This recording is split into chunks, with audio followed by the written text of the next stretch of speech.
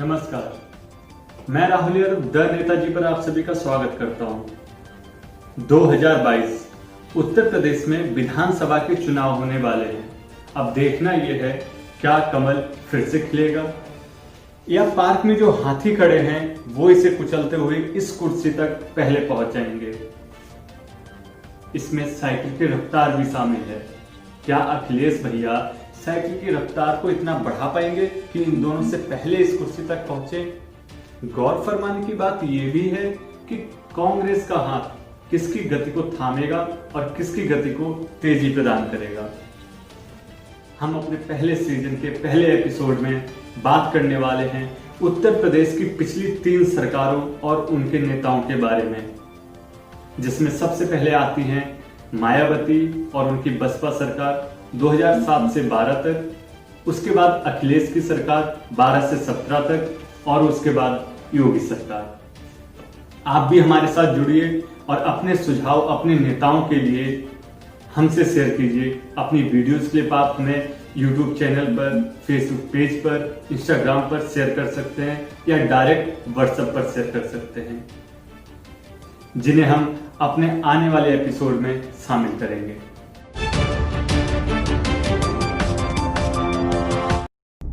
इतनी पढ़ाई लिखाई करके करना क्या चाहती हो तुम? मैं भारतीय प्रशासनिक सेवा की परीक्षा पास करने के लिए पढ़ाई कर रही हूँ। ये करके मैं कलेक्टर बनना चाहती हूँ ताकि अपने समुदाय की सेवा कर सकूं। बहुत बड़ी गलती कर रही हो तुम। एक दिन मैं तुम्हें बहुत बड़ी राजनेता बना सकता हूँ। तब ये एक नहीं ढेरों कलेक्टर ऑफिसर लाइन लगाए, फाइल हाथ में लिए तुम्हारे आदेश का इंतजार करें। आज हम उस लड़की की बात करने जा रहे हैं जो महज 21 वर्ष की उम्र में अपना घर छोड़कर अपने समाज के हित के लिए काम करने चली गई। आज हम उस लड़की की बात करने जा रहे हैं जो आईएएस का सपना लिए हुए थी, फिर भी राजनीति में उतर गई। आज हम उस लड़की की बात करने जा रहे हैं जिसने आज भी भारत की राजनीति में अपनी सत्ता कायम कर रखी है। नाम मायावती। महज 21 वर्ष की उम्र की थी जब पहली बार में एक मंच मिला तो उन्होंने सभी नेताओं की बोलती बंद कर दी और सभी की नजरों में आ गई। सदियों से हमारे देश में जातिगत पक्षपात होता आया है और उसी के बारे में चर्चा करने के लिए हम सब यहाँ इकट्ठे हुए। 1977 दिल्ली के कॉन्स्टिट्यूशन क्लब में एक सेमिनार चल रहा था। जनता पार्टी के राज नारायण के द्वारा बार बार हरिजन शब्द का प्रयोग सेमिनार में मौजूद मायावती को चुभ रही थीं। मायावती ने सेमिनार में मौजूद लोगों से हटकर खुद की सोच को व्यक्त करना चाहा और जब उन्हें मंच मिला तो इस घटना को लेकर विरोध कर दिया और सभी नेताओं और सिस्टम पर बरस पड़ी और जनता की नज़रों में आ गईं। भाइयों और बहनों, ये वही लोग हैं जिन्होंने आज तक जाति व्यवस्था को बनाए रखा है और दूसरी ओर उन्हीं के खिलाफ लड़ने का ढोंग भी करते हैं।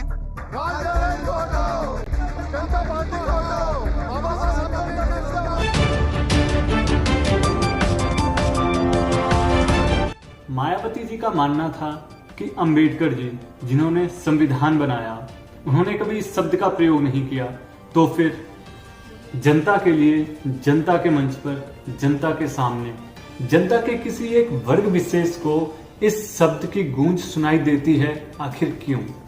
और बस फिर क्या कदम उठा लिया। भारतीय समाज के उस वर्ग विशेष के हित में कार्य करने के लिए जिसे शायद उस वक्त सबसे कमजोर वर्ग माना जाता था या शायद आज भी माना जाता है, यानी कि बहुजन, अनुसूचित जाति, अनुसूचित जनजाति, अल्पसंख्यक, अन्य पिछड़ा वर्ग।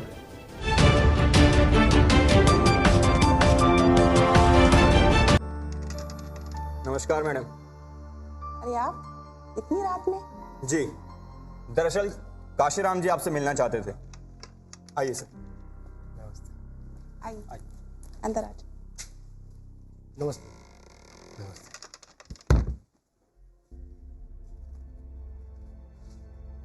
खूब सारी किताबें पढ़ने में व्यस्त लग रही हो आजकल। वैसे ये इतनी पढ़ाई लिखाई करके करना क्या चाहती हो तुम? मैं भारतीय प्रशासनिक सेवा की परीक्षा पास करने के लिए पढ़ाई कर रही हूँ। ये करके मैं कलेक्टर बनना चाहती हूँ ताकि अपने समुदाय की सेवा कर सकूं। बहुत बड़ी गलती कर रही हो तुम। देखो, दलितों के लिए तुम्हारी हिम्मत, तुम्हारी भावना, तुम्हारा समर्पण और ऐसे बहुत से गुण मेरी नज़र में आए हैं। एक दिन मैं तुम्हें बहुत बड़ी राजनेता बना सकता हूँ। तब ये एक नहीं, ढेरों कलेक्टर ऑफिसर लाइन लगाए, फाइल हाथ में लिए तुम्हारे आदेश का इंतजार करें। तब होगी सच्चे अर्थों में अपने समुदाय की सेवा और दलितों के लिए कुछ काम कर सकोगे। हम बात कर रहे हैं उत्तर प्रदेश की 4 बार मुख्यमंत्री रही बहुजन समाज पार्टी की राष्ट्रीय अध्यक्ष मायावती जी की।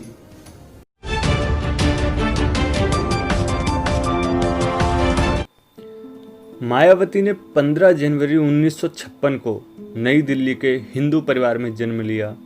उनके पिता प्रभुदास, जो कि गौतम बुद्ध नगर में एक डाकघर कर्मचारी थे, दिल्ली के इंद्रपुरी के इलाके में मकान नंबर C57 के 2 छोटे कमरों में मायावती का पूरा परिवार रहता था। दिल्ली के जेजी कॉलोनी की इन्हीं तंग गलियों में प्रारंभिक जीवन व्यतीत किया। घर में पैसों की तंगी के कारण इनके पिताजी ने अपने बेटों को पब्लिक स्कूल में पढ़ाया, जबकि बेटियों को सरकारी स्कूल में दाखिला दिला दिया था।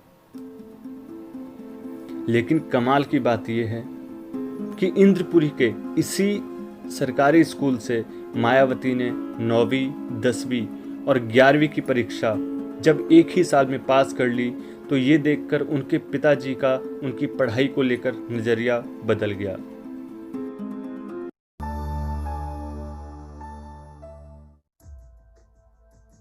पिताजी, अगर मैं भी बाबा अंबेडकर की तरह अन्याय से लड़ूंगी तो क्या मेरी भी तारीफ होगी?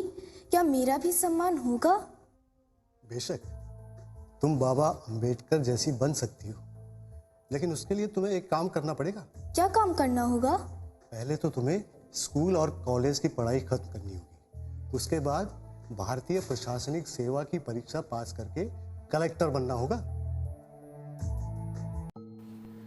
मायावती ने 1975 में दिल्ली विश्वविद्यालय के कालिंदी कॉलेज से बीए की डिग्री प्राप्त की।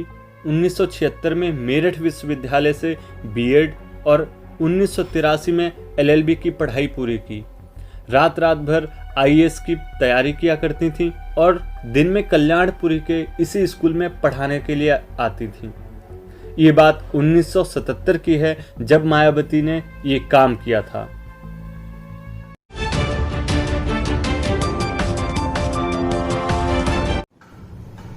यदि एक शिशु गिरने के बाद खुद उठकर चलने की कोशिश ना करे, दौड़ने के लिए खुद को संघर्षशील ना बनाए, तब तक वो जल्दी से चलना भी नहीं सीख सकता है। यहाँ मेरा तात्पर्य मायावती और उनके राजनीतिक जीवन में हुए प्रारंभिक उथल पुथल से है, जहाँ उन्होंने अपने जीवन के पहले 3 चुनाव में हार का सामना किया। अंततः काशीराम का विश्वास और मायावती की मेहनत रंग लाई सन 1989 में, जब उत्तर प्रदेश के बिजनौर से लोकसभा संसद सदस्य निर्वाचित हुई।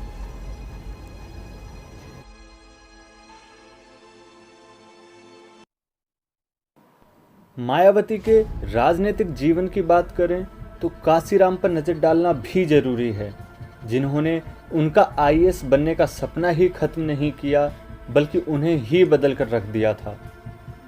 काशीराम 1934 में पंजाब में पैदा हुए थे और एक पूर्व सरकारी कर्मचारी थे।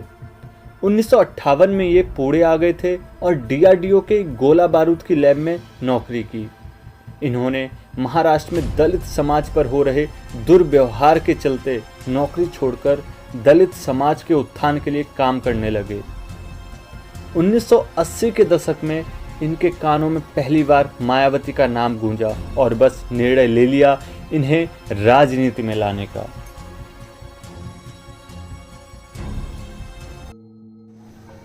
आखिरकार मायावती बसपा पार्टी की राष्ट्रीय अध्यक्ष कैसे बनी?